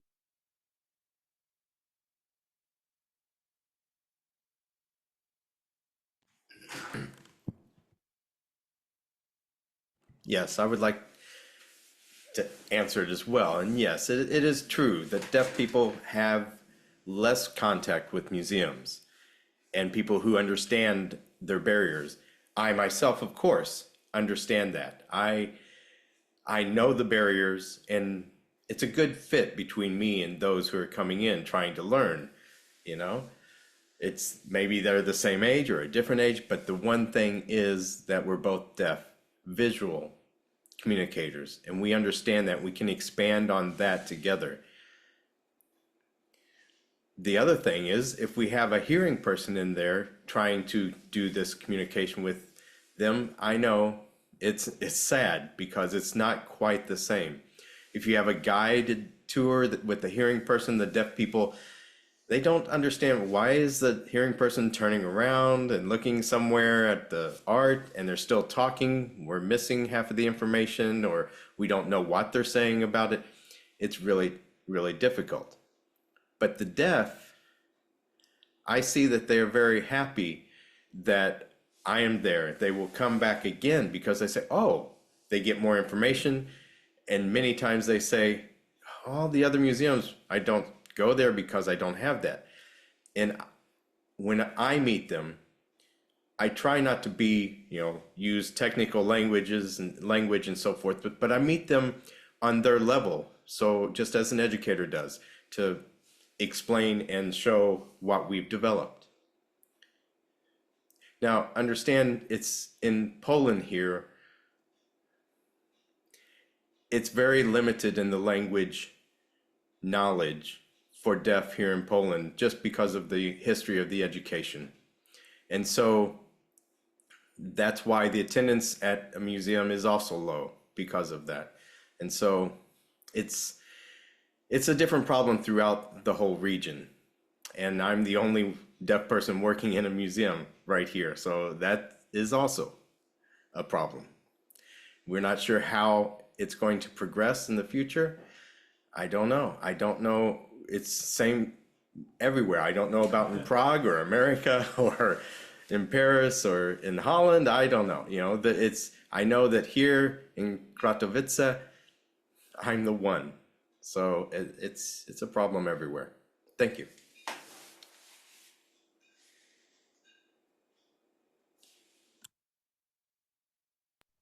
Marina, and maybe you have some reflection about how these difficult words related to railway might develop the sign language in Finland.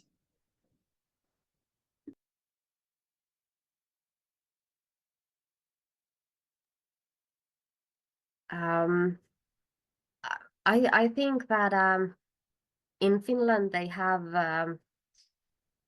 great vocabulary in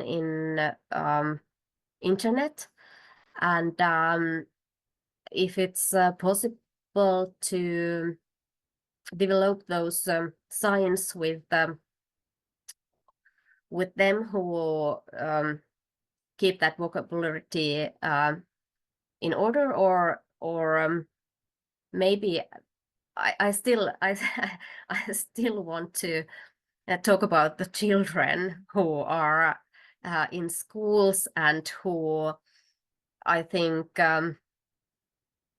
constantly learn, but still they also develop the languages. So that would be the way to work with new signs, but we don't have that much knowledge to do that alone as a museum.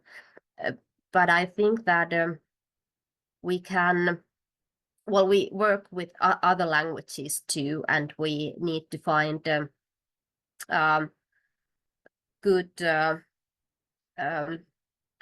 words or easier ways to explain difficult words, like in plain language or something like that. So then we can also work with deaf people to create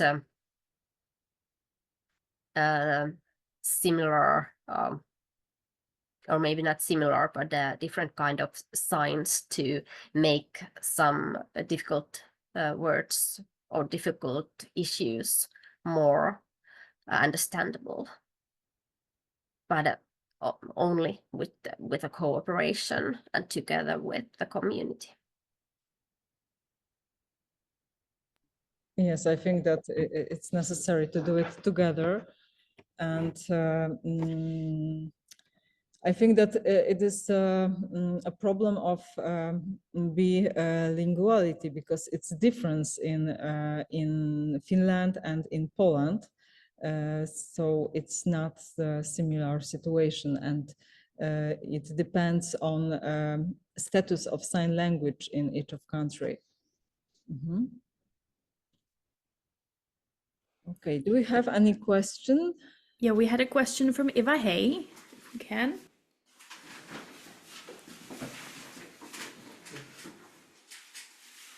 Mm-hmm. So I have not really a question, I just wanted to comment something. I definitely agree with Michal that the situation here in Czech is actually kind of similar, because we had communism here, and so now the accessibility and the access to education for deaf people is very difficult. A lot of deaf people didn't go to school for a really long time in our history. So right now, the accessibility of education is getting better, the access to language is getting better, but it's a long journey, of course. And it's also a question of if, for example, the family has information about deaf people, about sign language, if they're going to take the kids to the museums, for example, or if the school is going to do that. So there are families that will want to do things like this, so they will go to the museums, but it's a question of even if the family has information, for example. I think it's definitely important to have deaf people working at the museums. It's not just about providing interpreters, because it's just different. As a deaf person, it's definitely different to have an interpreter there, to have the courage to ask. For example, if I don't understand something, it's really difficult. If there is a deaf person, I feel much more at ease, and I know that I can ask anything, that I can clarify. I can ask for a clarification anytime. So I hope that's going to change in the future, and that there's going to be more and more deaf people actually working at these places. I'm definitely happy to see that there is more and more museums that provide the QR codes with the translation to sign language. That's amazing. That's really happy news. And thanks to the technology of QR codes, it's very easy to kind of provide that if the translation, of course, exists. So that's amazing. Now then, of course, for these places, the interpreter is not needed because there is the translation to the sign language there already. So that makes it very much more open to deaf visitors, definitely. And I also think it's really important that the kind of standards or like guidelines how to communicate with deaf people. So maybe that could be something that the employees of the museums could have. I'm sure that you already have that maybe, but for some people, a lot of hearing people have never met a deaf person. They have no idea how to communicate. So maybe that could be something that could be there at a museum somewhere, kind of a easy guideline what to think of and how to speak when you're talking to the deaf person, how they should see, to give them time, definitely. For example, especially for the museums, because the hearing people are hearing the guide, for example, talking about the art, and they are looking around and they are looking at the art and everything. For the deaf people, it has to be kind of, you say something and then you give them time to look at things. Of course, you have to think about lighting. You have to think about if, for example, there's a lot of people in the museum, there is a hard lighting, it's going to be hard for them to see, for example, the interpreter or the person signing. So there are some guidelines that definitely should be followed that are, I think there's about like 14 guidelines or 14 tips, and it's getting more, of course. Now with the technology, for example, with the QR codes, it's different new things that are going to be added to this. So I think that's what needs to be also added to kind of the information that the people and the employees get, so they can read it and just be educated and know, oh, if I have a deaf visitor, this is what I'm going to do and this is what I have to think about. So I think that's what definitely the deaf community needs to be able to actually be included in the society. And thank you, everybody, all of the presenters here. It was really great. It was great that we could ask questions, that we can talk about it. And I hope I'm going to see all of you again, and there's going to be more opportunities like this. Thank you. Thank you, Eva. And I agree with you that we need deaf people in museums, and we have been learned a lot from the deaf people for this time since we started to do that in Silesian Museum as well. And I think that we know now that the deaf people is the really diverse term, because the deaf people are diverse and they were well qualified, they were well educated and well educated. So we have to know that when we are thinking about deaf space, deaf people, we are thinking about communication generally, because each of us might have some problems with communication, and we have to learn how to use a lot of tools to make museum and education and public spaces access for everyone, because some persons are deaf, some are hearing, but with dyslexia, with aphasia, with ataxia, and so on. And some people are well educated and need a professional text. Some people are read a lot of information from the context, from the non-verbal communication, and it is also important to be aware of this and to think about when we design the exhibition. So thank you very much for this, this discussion and this seminar. And I hope that it will be fruitful for people who watching us, who are watching us. Thank you very much. Yeah.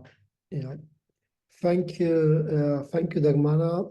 Thank you all our presenters today. Yeah, it was in fact excellent and very informative for all of us, I believe.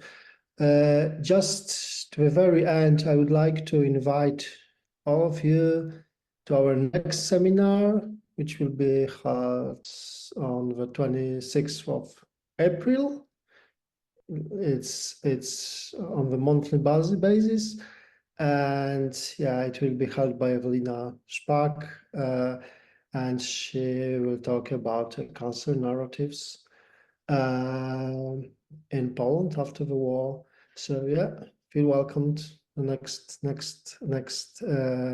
month, and thank you very much for today.